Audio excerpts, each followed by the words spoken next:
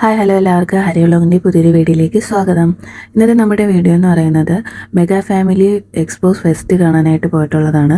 ഇത് നമ്മുടെ Thiruvananthapuram world മാർക്കറ്റിനടുത്ത് Lulu mall എത്തുന്നതിന് മുമ്പായിട്ടാണ്.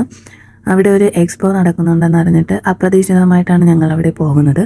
അപ്പോൾ നമുക്കിനി അതിനകത്തെ വിശേഷങ്ങൾ കാണാം. ഒരാൾക്ക് 120 രൂപയാണ് ടിക്കറ്റ് വരുന്നത്. കൊച്ചുകുട്ടികൾക്ക് 5 വയസ്സിൽ താഴെയുള്ള കൊച്ചുകുട്ടികൾക്ക് ടിക്കറ്റ് ഒന്നും തന്നെ ആവുന്നില്ല, അവർക്ക് ഫ്രീ എൻട്രി ആണ്. അപ്പോൾ ഇനി നമുക്ക് അകത്തെ വിശേഷങ്ങൾ കാണാം. ഇതാണ് നമ്മുടെ എക്സ്പോയുടെ അകത്തേക്കുള്ള മെയിൻ എൻട്രൻസ് എന്ന് പറയുന്നത്. ഇതിനകത്തൂടെ നമ്മൾ ഉള്ളിലേക്ക് പ്രവേശിക്കുമ്പോൾ ആർട്ടിഫിഷ്യലായിട്ടുള്ള അതിമനോഹരമായിട്ടുള്ള ഒരു വെള്ളച്ചാട്ടം സെറ്റ് ചെയ്തിരിക്കുന്നത് കാണാം. വളരെ ഭംഗിയും എന്നാൽ നമുക്കൊത്തിരി ഇഷ്ടം തോന്നുന്നതുമായിട്ടുള്ള ഒരു കാഴ്ച തന്നെയാണിത്. ഇതിന് മുന്നിൽ നിന്ന് നമുക്ക് ഫോട്ടോസും വീഡിയോസൊക്കെ എടുക്കാനായിട്ട് സാധിക്കും. അത് കഴിഞ്ഞ് നമ്മൾ അകത്തേക്ക് കയറുമ്പോൾ ആദ്യം കണ്ടതുപോലുള്ള ഒരു എൻട്രൻസ് തന്നെയാണ്. ഇവിടെ നിന്ന് നമുക്ക് വേണമെങ്കിൽ ഫോട്ടോസൊക്കെ എടുക്കാം. അവിടെ നിന്ന് നമ്മൾ അകത്തേക്ക് പ്രവേശിക്കുമ്പോൾ മഞ്ഞിൽ ജീവിക്കുന്ന ഒരു കൂട്ടം ജീവികളെ, അനിമൽസിനെ കാണാനായിട്ട് സാധിക്കും. കുതിര, ഒട്ടകം, ഒരു നല്ല മഞ്ഞ് വീട്, അതിനോട് ചേർന്ന് നിൽക്കുന്ന ഒരു ഹിമക്കരടി, പിന്നെ മാൻ, കലമാൻ. പേരറിയാത്തൊരു ജീവിയാണ്, എനിക്ക് ഇതിൻ്റെ പേരറിയില്ല, യാക്കാണെന്ന് തോന്നുന്നു. നിങ്ങൾക്ക് ആർക്കെങ്കിലും ഇതിൻ്റെ പേരറിയാമെങ്കിൽ ഒന്ന് കമൻറ്റ് ചെയ്യാനായിട്ട് മറക്കരുതേ. ഇനി നമ്മൾ പ്രവേശിക്കുന്ന വലിയൊരു മഞ്ഞുമലയുടെ അകത്തേക്കാണ്. അവിടെ നല്ല തണുപ്പാണ്, അതുപോലെ തന്നെ ബ്ലൂ ലൈറ്റ് ആയതുകൊണ്ട് വീഡിയോ എത്രമാത്രം ക്ലിയർ ആണെന്നറിയില്ല. ഇതൊരു പെൻഗ്വിനും അതിൻ്റെ കുഞ്ഞുമാണ്. ഇത് മഞ്ഞിൽ താമസിക്കുന്ന കടുവ.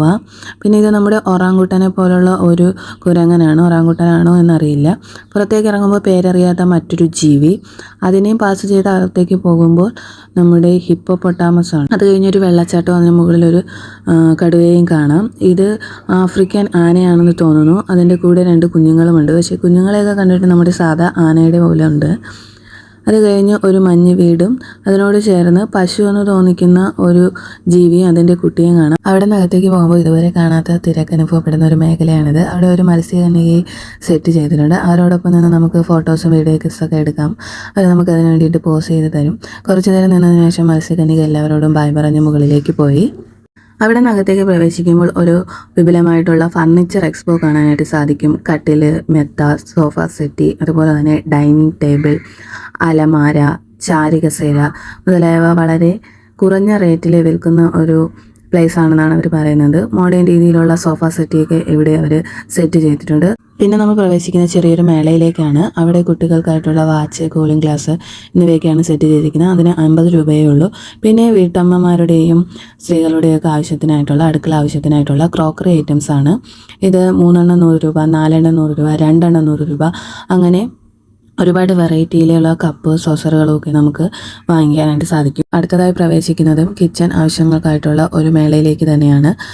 മുട്ട, അതുപോലുള്ള സാധനങ്ങൾ, ബേക്ക് ചെയ്യുന്ന ഐറ്റംസ്, അതുപോലെ ഫിഷ് കട്ട് ചെയ്യാനുള്ള കത്രിക, ചായ അരിപ്പകൾ, പലതരത്തിലുള്ള കിച്ചണിലേക്ക് ആവശ്യമായിട്ടുള്ള ചെറിയ പ്ലാസ്റ്റിക്കിലും അല്ലാതെയുമുള്ള ഗൃഹോപകരണങ്ങളെല്ലാം അടങ്ങുന്ന ഒരു ഏരിയയാണ്. കാണുന്നത് മൺചട്ടിയിലും ഇരുമ്പിലുമുള്ള ചട്ടികളും ഫ്രൈ പാനുകളും ഒക്കെയാണ്.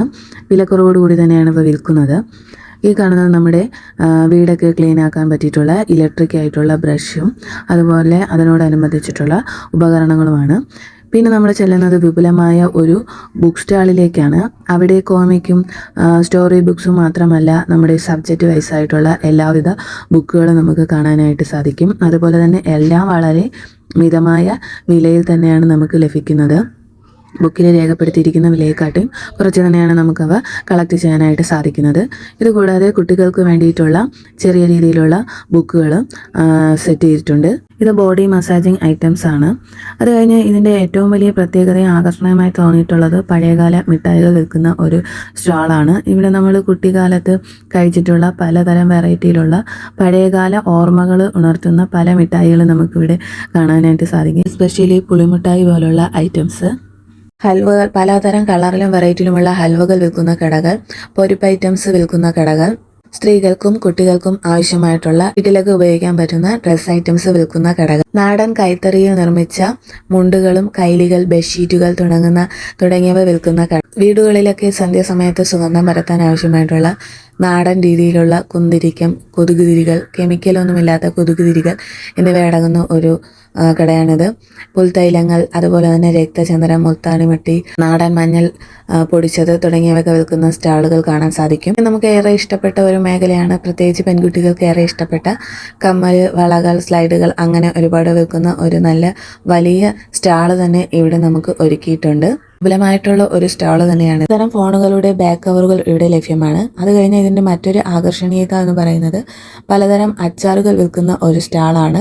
ഇവിടെ നമുക്ക് ടേസ്റ്റ് നോക്കാൻ വേണ്ടിയിട്ട് അവർ നമുക്ക് സാമ്പിളുകൾ തരുന്നതാണ്. സാമ്പിളുകൾ നോക്കി ഇഷ്ടപ്പെട്ടാൽ മാത്രം നമുക്ക് വാങ്ങിച്ചാൽ മതി. ഒരുപാട് വെറൈറ്റി ഐറ്റംസിലുള്ള അച്ചാറുകൾ നമുക്കിവിടെ കാണുവാനായിട്ട് സാധിക്കും. പല വെറൈറ്റിയിലുള്ള പെർഫ്യൂംസ് വിൽക്കുന്ന കടകൾ, കുട്ടികൾക്ക് ആവശ്യമായിട്ടുള്ള കളിപ്പാട്ടങ്ങൾ, ഇതിൽ ഏതെടുത്താലും 99 രൂപയേ ഉള്ളൂ.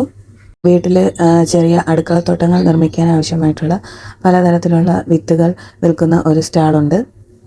അവിടെ നമ്മൾ പുറത്തേക്ക് ഇറങ്ങുമ്പോൾ കുട്ടികൾക്കും മുതിർന്നവർക്കും എൻജോയ് ചെയ്യാൻ ആവശ്യമായിട്ടുള്ള ഒരു അമ്യൂസ്മെൻറ്റ് പാർക്ക് തന്നെയാണുള്ളത്. വളരെ മിതമായ നിരക്കിൽ തന്നെയാണ് ഇവിടെ അവർ ഫീസ് ഈടാക്കുന്നത്.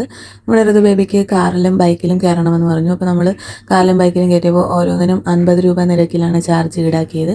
അതുപോലെ തന്നെ ഒത്തിരി ടൈം അതിൽ അവർക്ക് സ്പെൻഡ് ചെയ്യാനായിട്ട് സാധിക്കുകയും ചെയ്തു. ഈ കാണുന്നതാണ് നമ്മൾ ആദ്യം കയറി വരുമ്പോൾ കാണുന്ന വെള്ളച്ചാട്ടത്തിൻ്റെ ഒരു നൈറ്റ് വ്യൂ എന്ന് പറയുന്നത്. വളരെ കളർഫുൾ ആയിട്ടുണ്ടല്ലേ. അപ്പോൾ ഇതാണ് പുറത്തെ കാഴ്ചകൾ. അപ്പോൾ ഇത്രയേ ഉള്ളൂ ഇന്നത്തെ വീഡിയോ. അപ്പോൾ എല്ലാവരും മറക്കാതെ വീഡിയോ കാണണം, ഷെയർ ചെയ്യണം, സബ്സ്ക്രൈബ് ചെയ്യണം. പറ്റുമെന്നുള്ളവരെല്ലാം വന്ന് ഈ ഒരു ഫെസ്റ്റ് കാണാൻ ശ്രമിക്കണേ. അപ്പോൾ എല്ലാവർക്കും ബായ്.